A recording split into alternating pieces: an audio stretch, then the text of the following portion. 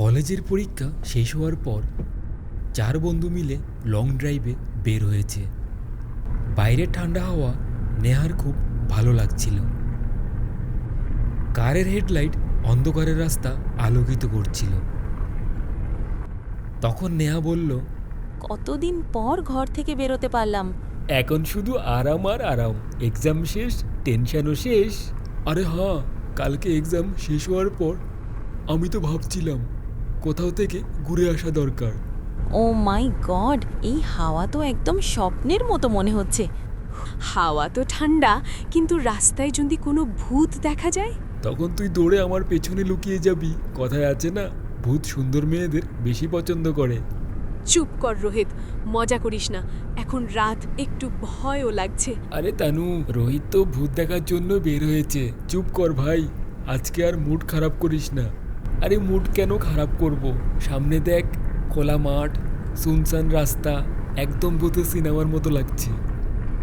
নেহা জানালা দিয়ে দূরে দেখছিল আর বলল, সামনে দেখো, মনে হচ্ছে কেউ দাঁড়িয়ে আছে মানুষের মতো। কোথায়? আমি তো দেখতে পারছি না। আমার মনে হয় নেহার ভয় লাগছে। হঠাৎ করে নেহা চিৎকার দিয়ে উঠল, সামনে দেখ অমিত। রাস্তার উপর ওই মানুষের মতো লোকটি দাঁড়িয়ে আছে। অমিত দেখে গাড়ির ব্রেক মারল। গাড়ি জোরে এসে ওই মানুষটির মতো লোকটির সামনে এসে থামল।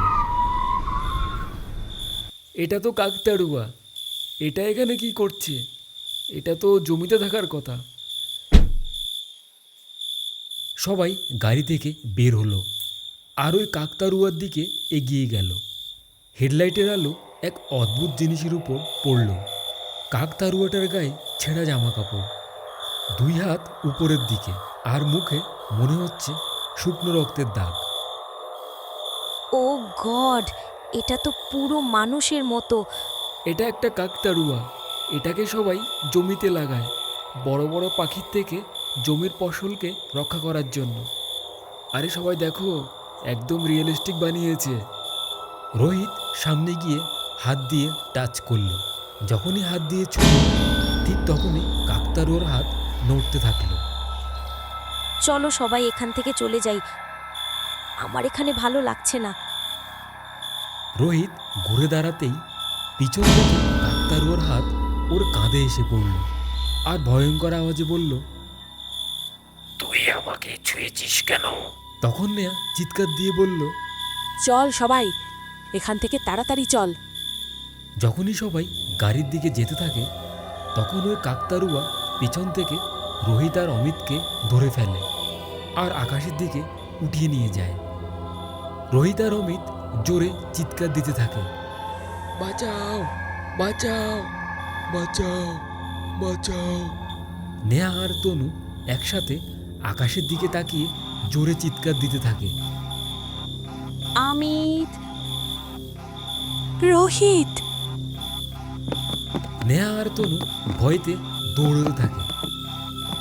রাস্তাতে কিছুই নেই, না গাড়ি, না লাইট, না কোনো শব্দ।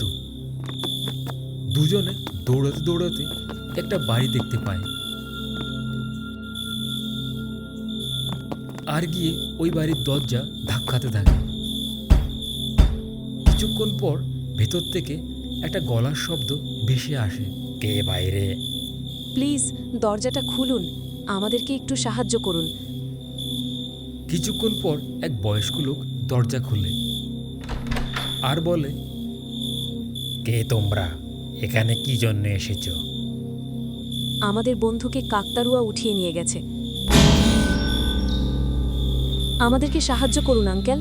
আর এই কাকতাড়ুয়া জ্যান্ত কি করে হলো, আর হঠাৎ জমি থেকে রাস্তায় কিভাবে আসলো? আরে ওই কাকতাড়ুয়া একটা কৃষকের ছেলে ছিল। মতলব? একদিন গায়ের জমিদার ফসল চুরি করার অপরাধে এক কৃষকের ছেলেকে খুব মেরেছিল। মারের চোটে ও ওখানেই মারা যায়।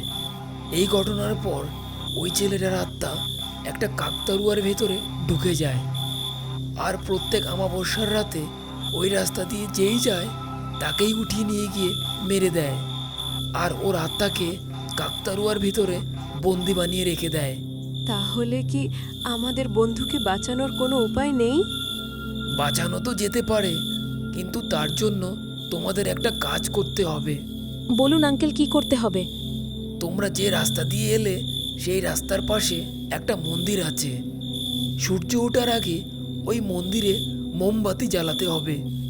যখন তোমরা মোমবাতি জ্বালাবে তখন ওই কাকতাড়ুয়া ওখানে আসবে। ঠিক তখন ওই কাকতাড়ুয়ার সামনে ওম শান্তি অমরত্বে নম এই লাইনটা বলবে। যদি দেরি হয়ে যায় তাহলে তোমার বন্ধুদের আর কখনোই পাবে না, আর ওই কাকতাড়ুয়া তোমাদের দুজনকেও মেরে দেবে। এরপর ওই বৃদ্ধ লোকটি একটা মোমবাতি আর একটা দেশলাই হাতে দিল। ওরা দুজন দৌড়ে ওই মন্দিরের দিকে যেতে লাগলো। বাতাস একদম থম ধরে আছে। কিছু দূরে রাস্তার কুকুর চিৎকার দিতে থাকে। কতটা দূরে মন্দির? আরে আমি কিভাবে বলবো, আমিও তো নতুন এখানে, তোর মতন। কিছু দূর চলার পর দুইজনেই মন্দিরটা দেখতে পেল। দুজনে মন্দিরে পৌঁছানোর পর নেহা মোমবাতি জ্বালাতে লাগলো। অনেক দেরি হয়ে গেছে। দুজনেই কাকতাড়ুয়াটাকে দেখে এতটাই ভয় পেয়ে গেছে যে মোমবাতি জ্বালাতেই ভুলে গেছে। কাকতাড়ুয়া হঠাৎ করে ওদের দিকে এগিয়ে আসে।